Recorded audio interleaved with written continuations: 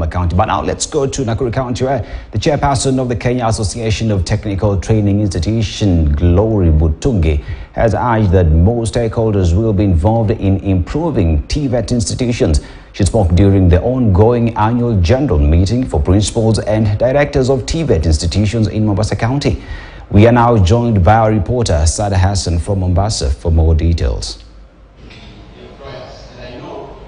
Good afternoon. Indeed, this is an event that is bringing on board stakeholders from the different TVET institutions here in Kenya to discuss various issues concerning TVET institutions. Remember that these institutions are all over the country in different counties, and they play a big role in the education sector in this country. I'm now joined by one of the chairpersons, one of the officials from the institution KTN, which is the umbrella body of the TVET institutions, to understand more about this event and some of the challenges that TVET institutions are facing here in the country. Thank you so much. You can start by your name.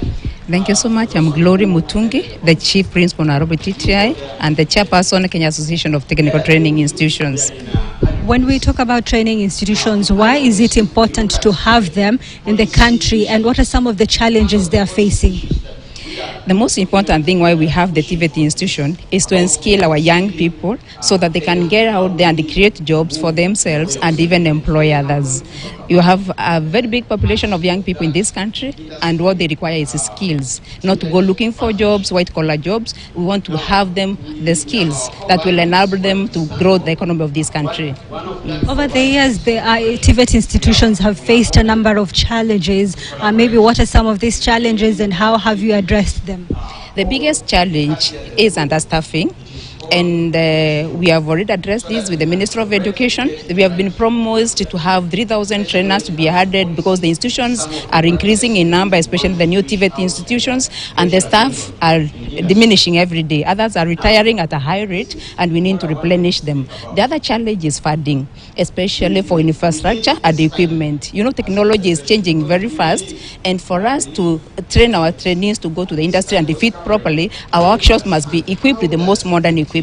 So the biggest challenge is to have the relevant and most modern equipment in our institutions. Yes. Thank you so much. Allow me to speak to your colleague. Maybe we can start with your name and which institution you represent.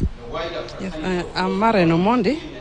I'm from Ramogi Institute of Advanced Technology, and I'm the Secretary General of KTN. Institutions, the TVET institutions, the number of students who fill up these roles is few compared to those who want to go to university.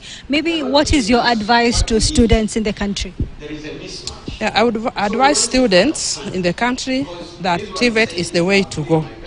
Because in TVET institutions, they are equipped with relevant skills that make them not only job seekers, but job creators.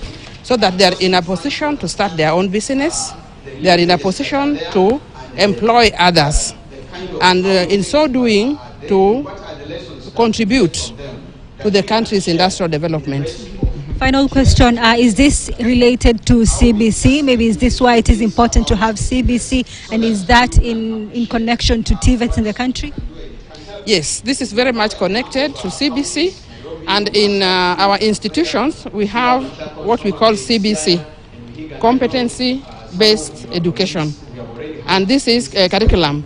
And this is practically based. So most of it, 80%, they are engaged in practicals as opposed to the previous curriculum where they were doing a lot of theory.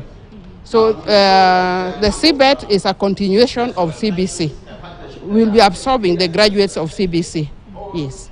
Thank you so much. We've been speaking to the stakeholders, the officials of KTN, which is the umbrella body of the TVET institutions here in the country. And key being that as the Kenyan government needs to invest more in these institutions to ensure that those who come out of these institutions are up to standard and are able to take the country forward, and also that so that they can be able to train the students properly.